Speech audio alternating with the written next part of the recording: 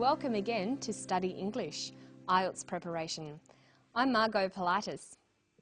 If you've been on a flight recently, you will have heard about the danger of sitting still for a long time in an aeroplane, apart from the danger of boredom, that is. The danger is from a condition called deep vein thrombosis, or DVT.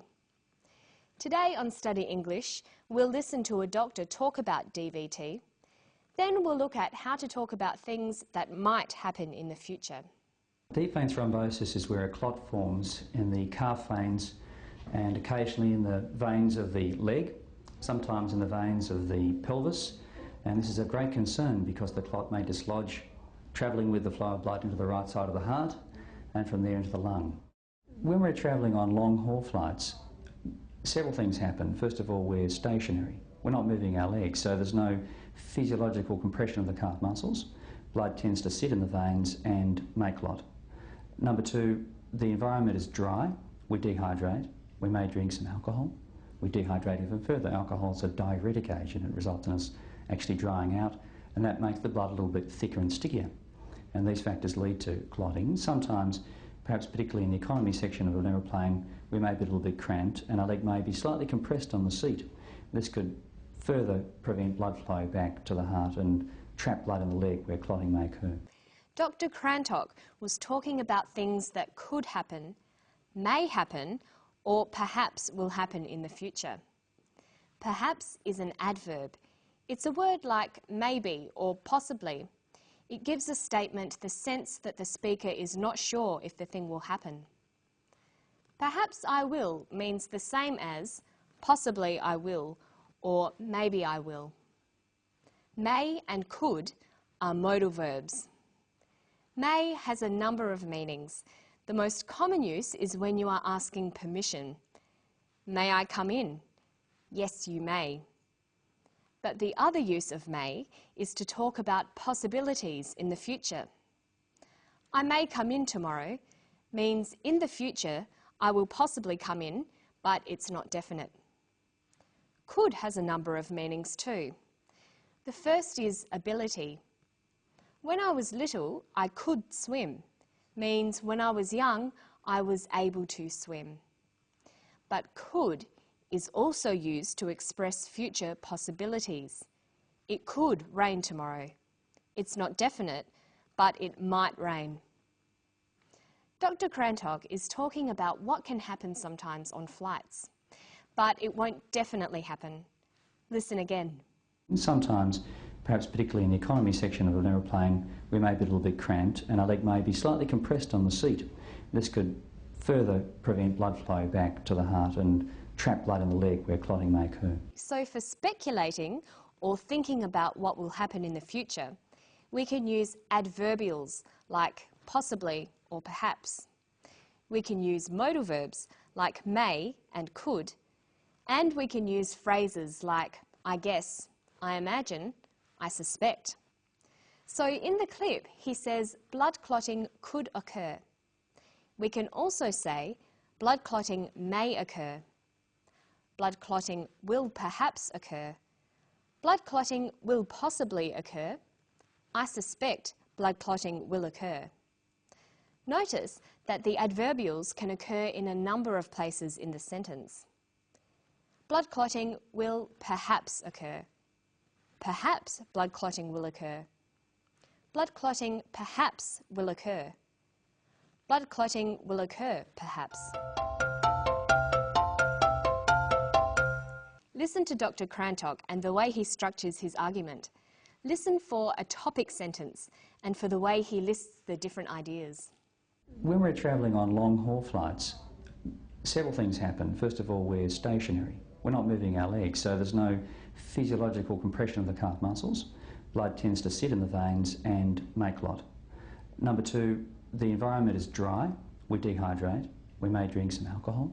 We dehydrate even further. Alcohol is a diuretic agent. It results in us actually drying out, and that makes the blood a little bit thicker and stickier. And these factors lead to clotting. The first sentence is the topic sentence. He said, when we're travelling on long-haul flights, several things happen. So we know from this topic sentence that he's going to tell us about travelling on long-haul flights. But there are lots of things you can say about travelling on long-haul flights, so he says something else in this sentence that gives us more information. He says, several things happen. This phrase is called the controlling idea. Every topic sentence has a controlling idea. It tells us what the focus of the paragraph will be. So he's going to be discussing several things that happen on long-haul flights. In the rest of the paragraph, he lists some of the things that happen. He raises the points one by one and discusses them in detail. When we're travelling on long-haul flights, several things happen. First of all, we're stationary. We're not moving our legs, so there's no physiological compression of the calf muscles. Blood tends to sit in the veins and make clot. Number two, the environment is dry. We dehydrate. We may drink some alcohol. We dehydrate even further. Alcohol is a diuretic agent. It results in us actually drying out, and that makes the blood a little bit thicker and stickier. And these factors lead to clotting. Dr. Crantock says, first of all, we're stationary. This is the first factor in his argument. People are stationary or sitting still. He says, number two, the environment is dry. This indicates it is the second factor in his argument. Moving on through the argument, you can keep discussing factors by using transition signals, such as another factor is, in addition or additionally, furthermore, above all. You could also use next, but this is quite informal as well. The last reason or item in the list could be introduced by lastly or finally. It's good practice to watch out for these transition devices when listening to someone talk. They'll help you to follow an argument more clearly. Finally for today, let's look at some definitions. Dr. Crantock gives a definition of the condition he is talking about because it's an unusual medical term. Deep vein thrombosis is where a clot forms in the calf veins and occasionally in the veins of the leg, sometimes in the veins of the pelvis. He says, deep vein thrombosis is where a clot forms in the calf veins. This is a common pattern for giving a definition. First, name the thing being defined. In this case, it's deep vein thrombosis. Secondly, use the verb to be, is or are.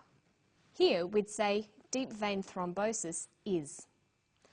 Thirdly, we can write the class. What kind of thing is it? In this case, DVT is a medical condition. So we might have deep vein thrombosis is a condition. Next, we use a word like which, who, where, or that. Deep vein thrombosis is a condition where. And finally, we give the characteristics of the thing. This could be a physical description or a description of behaviour. In the case of a medical condition, this would most commonly be the symptoms or effects of the condition. Deep vein thrombosis is a condition where blood clots form in the veins. Let's try a couple of examples. What is a computer? It stores and processes information.